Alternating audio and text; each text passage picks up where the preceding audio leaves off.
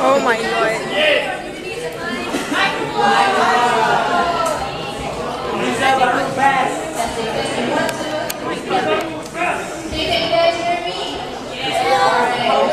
So just to introduce ourselves, we're kata.mata. We're a poetry collective comprising of, well, people with different backgrounds. As you can see, one of your colleagues here is part of us. See, Huda, your fanboys and fanboys. Okay, so we are very, very honored to be part of this. This is a really great exhibition. I'm like so amazed by all the paintings. I so wish that I'm a US student as well, so we might get back on the glory. So, yeah, round of applause for painters and everyone. Okay, so representing kata.mata will be Ida Johari, Huda, Apinor, and Nana.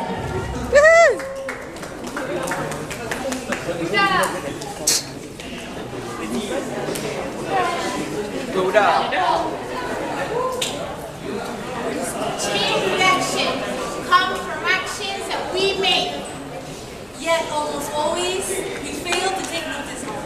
This spontaneous reflex, this loose charge of energy that dissipates away from the original story. Sepi itu racun paling bisa berbahaya. Boleh lumpur seluruh anggota, boleh hilang semua nyawa, boleh pudar semuanya. Sepi itu maksudnya rindu. Sesakan di dada yang tak reda-reda, berat di hati yang tak kurang-kurang, pegangan tangan yang tak pernah sampai. Sepi itu kelam malam yang gelap gelita, kadang berbintang, kadang diteman bulan, kadang berbunyi hujan, kadang berbau asap rokok. Sepi itu adalah irama dari kuiran lama yang aku tak tahu, adalah baik-baik kata dari buku telah lewat malam, adalah keriang-keriuk dari bukaan pintu rumah, adalah senyap, sunyi, adalah sepi. Sepi itu aku yang di sini tak berbuat apa-apa, tapi kelebihan senantiasa. Yang di sini harus terus kuat supaya cepat pulang. Yang di sini meniti hari-hari seikhlas mungkin. Yang di sini menyusun setiap huruf kata untuk kamu supaya tahu bahawa aku tetap berdiri, tegak. Walaupun kikilan sepi membisik manja pada telinga, menyuruh aku kalah, menyuruh aku payah, menyuruh aku lemah, menyuruh aku sepi. Sepi itu racun paling bisa dan berbahaya. Boleh lumpuh seluruh anggota, boleh lupa semua cerita, boleh pudar segalanya. Sepi itu artinya aku yang bermimpi, yang cepat jinak dengan lusuh hati, yang tak akan, tak mahu kalah dengan sepi.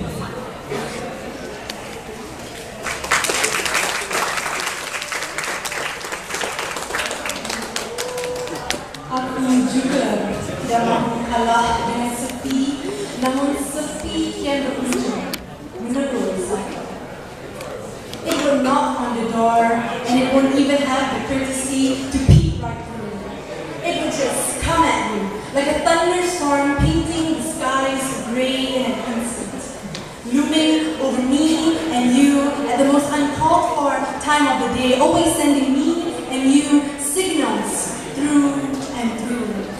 My radar is already beeping, screaming because something is coming. The problem with me, you see, is that butterflies in my tummy won't leave me alone. I'm too scared to face the music, too nervous to stand up and just say it, too naive to be my own best friend filling up my head with supposedly motivation, too afraid to say my mind when I can see future problems playing over and over again in my head. Too much fear lives inside of me. Too much tears, not something you want to see. If I can say one thing to those butterflies, I can say, get out. Get out of my stomach, you freakish creatures of anxiety. Get out of my gut and stop making me worry about every single detail, every small thing. Get out of my heart, because this apprehension is too much for me. This chain reaction of choices and events happening one after the other is just not going to be easy. Get out of my limbs. Get out and make me slap you if I think you deserve it. Get out. Please get out. Because work after work given today and due tomorrow, there is no tomorrow, and tomorrow. And the only thing creeping in a petty pace from day to day would be you. From all the sleepless nights and zombified days. Get out. Seriously, get out. This feeling of restlessness is really not needed for me at such a crucial time. Get out. Just get out. I wish I could grab a key from beneath the trap door to get up and get out and just walk right through you. But no, these butterflies are not making time fly by. This uneasiness is worse than the roiling waves at sea. At least they subside and fall back into a shimmering silence. Their waves iron out in ripples of motions without emotions. As for me, this fretful plasma running through my veins is simply catching fire, leaving me to fall back on a foot of overthinking madness, over-worrying flux of decisions and overwhelming agitation. Thankfully, there are always words. Comfort and loosen the pain. Is it rational to detach oneself from all the mixed feelings of reality only to dive into assurance of imagination? Like drugs, I do not want to be addicted. I just want to find a cure. My heart tells me that we'll hate what we lost, but we'll love what we find. But this heart is the same heart that allowed all those butterflies in the first place. The question is, where did it begin? All that noise, all that whisper in the background, all the mutter and stutter, I'm thankful that we can just talk like it doesn't matter. Conversation after conversation brings a revival of reactions that I never knew existed in the first place. What I know is that butterflies were attacking a long time ago. They were already there to begin with. All this shaken up feelings, all this unknown source of disturbance, all this allegory of annoying little creatures, all this metaphors, all this art.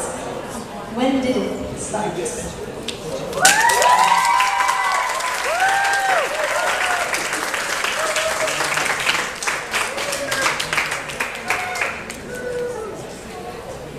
So when did it start? How did it begin? Was it from the moment your lips parted to explain every single thing? Or was it when you raised up your fingers and you start calling them by numbers? Or was it when the first tree was being cut down and turned into a biography of yourself? It is easy. It is easy to define all of us because we are all enslaved by our own hands, mechanically transcribing our hearts. Who created the dictionary must be equal to the master of the universe. Admit it. He listed out every single noun and we're all rushing to grab for one, to define ourselves, to live ourselves around it. For instance, you would pick up the word float because you want to keep above level, above the surface, and then you just want to live beyond the emotional waves of beyond sea level. And she would flip to conservative because she wants to stand her ground and realize her dreams. And the kids, all of us, we used to be kids, we used to be children. We chose innocence so that we could craft our own answers to the world. We are all walking canvases, I guess. Even with the tattered jeans and the rolled up sleeves, and we're all at war because we want to confess this. That we all want to exist because we know that we can. We can free fall into who we are. A form so magnified that it hides itself, like apples defining gravity, and like gravity defining your own name. Thank you.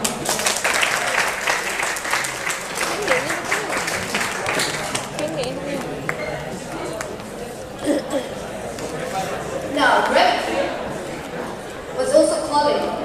A dying star, my friends and I met from the other end of the telescope one night. It looked so serene, so we called out to it, "Are you dying? Hello?" It answered in the affirmative. "You had time for a chat?" It smiled and said, "Time matter.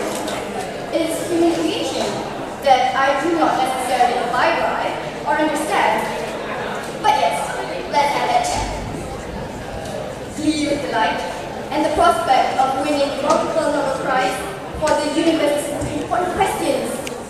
We asked about the sky, the magnificent firmament that we could not touch, being enveloped by ozone. We asked about the beginning of the universe, if it really was cold and dark and lonely. We asked about the physical properties, about laws of nature, and used a lot of scientific terms to make ourselves sound intelligent. We asked about black holes and nebula and potentially habitable planets. We asked if it houses a curing cancer in its belly. We asked if it had everything as a subatomic particle, and if it really spins like sunlight. The dying star answered so vaguely that the smartest among us got really annoyed and exclaimed, "You really don't know much at all, do you?" The star took a moment and said, "You have a lot of questions, but what about answers? Do you have them?" My friend nodded obstinately. The star then collected itself, getting ready for a supernova, before slowly asking, "So, how do you deal with being alive?"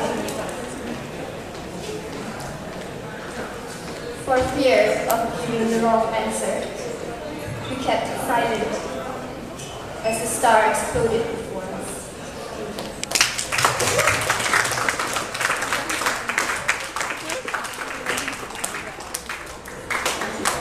Give it up for